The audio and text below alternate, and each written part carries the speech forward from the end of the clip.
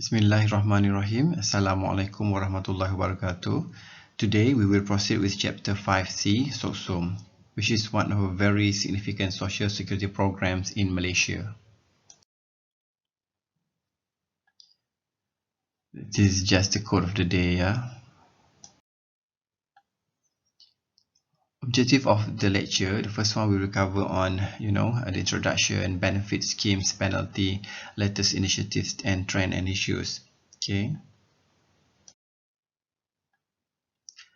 As I mentioned just now, SOCSO is one of social security providers in Malaysia, which is very significant. It provides a social protection for people under SOCSO's coverage, basically for formal sector workers. Yeah, so if you work in the formal sector job, contribute to SOCSO, automatically you will contribute to SOCSO, and automatically you will also become a member of SOCSO. So when I mention employees or SOCSO members, it means that you are the employees who are contributing to SOCSO.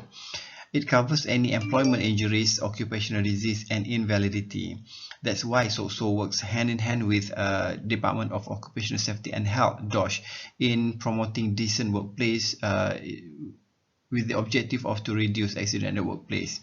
The coverage is not only for employees but also for the family members, but it is according to the qualifying condition. As you can see from this slide, it tells you about the establishment of SOCSO. I won't delve to detail here because we have covered about it in chapter 2, evolutions of social security programs in Malaysia. As social security provider, SOCSO's responsibility can be observed from major three perspectives, under SOCSO function. The first one is when employee is hired, employer need to make sure SOCSO contributions to be deducted from his salary. So SOCSO must ensure proper registration of employees and employer, and also in the same time monitoring monthly contribution and processing claim if necessary, coming from the claimants. In case of any approved claim, so SOCSO is responsible for payment of compensation. In the same time, in the case of permanent disablement case, SOCSO also responsible to provide vocational rehabilitation for employees. In the case of approved claims, SOCSO also responsible to provide for employee and claimant. The first one is medical care, meaning to say, for example, like hospitalization, medical fees, operation costs, and many more. The second one, cash benefits for permanent disablement benefits, temporary disablement benefits, death for members, for family members, compensation to be made for the sake of the family and for the members and the family. The third one is rehabilitation, vocational training to ensure employee can manage themselves and perhaps maybe they can return to work.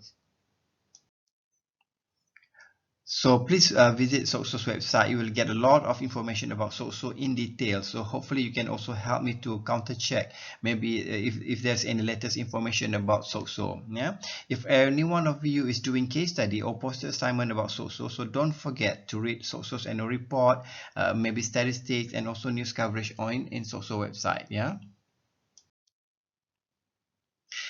So this slide is to explain about the role of employer. Either you are the principal or immediate employer, to make sure the employee you hired is registered with SOCSO.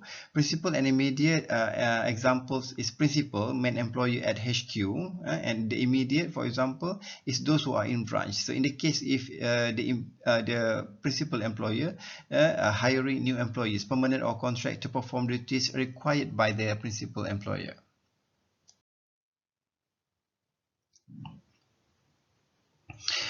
So who will be covered? So all employees in the formal sector workers, private sector especially, and now even public sector workers, contractual, temporary, or under probation, now are covered under SOCSO. Previously, the coverage only those who earn income below 2,000 ringgit, and then it increased to 3,000 ringgit, and then 4,000 ringgit. But now it covers all employees regardless of their salary. But the amount or rate of deduction is only capped to the maximum of 4,000 ringgit calculation. For example, like if you earn income 4,000 ringgit salary every month, so it will times to 0.5% contribution, meaning to say that you have to contribute about 20 ringgit. But if your income is increased to 12,000 ringgit, for example, or maybe more than that, but your contribution is still 0.5%, but with the shilling of contribution 4,000 ringgit only, so you still have to contribute for the maximum of 20 ringgit. Chapter 4, we talk about financing social security. So this slide to explain about joint fund. Yeah, so contribution under SOCSO. So it can be into two categories according to the coverage. Yeah, so this is what we call the joint contribution. Yeah, contribution from the employees and employee. So two categories. The first one is in the case of employment injury and invalidity scheme. Yeah, means anything to do with work or non-related work, yeah, which to cover employees not more than 60-year-old age. Yeah, so the contribution is must be made from the employee and employee, both 1.75% from employee and 0.5% from employee. The second category is the coverage only in the case of employment injury, which is to cover any injuries or disease that happen at the workplace or work-related only. This coverage is for employees who already attain 60-year-old and above. Yeah, for example, like contractual basis. So the contribution is only from employers' contribution, which is only 1.25%. It is very important for you to differentiate two different schemes under SOCSO. So the first one is EIS, Employment Insurance Scheme. Yeah. So in Employment Injury Scheme, yeah, is coverage for any industrial accidents and occupational disease that arising in and out of workplace, and the coverage is for every employee regardless of age. While the invalidity scheme is the coverage for any invalidity, serious injury lead to death or become invalid, or maybe you got disease which is unlikely to be cured, and the coverage is only for employees below 60-year-old.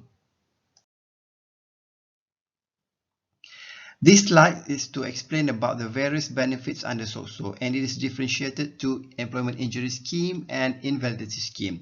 As you can see from this slide, EIS or employment injury scheme has better benefits in terms of coverage and amount compared to invalidity scheme. But there are some similarities of benefits as you can observe through this slide and maybe in my later explanation. That's all for part 1. Yeah, thank you.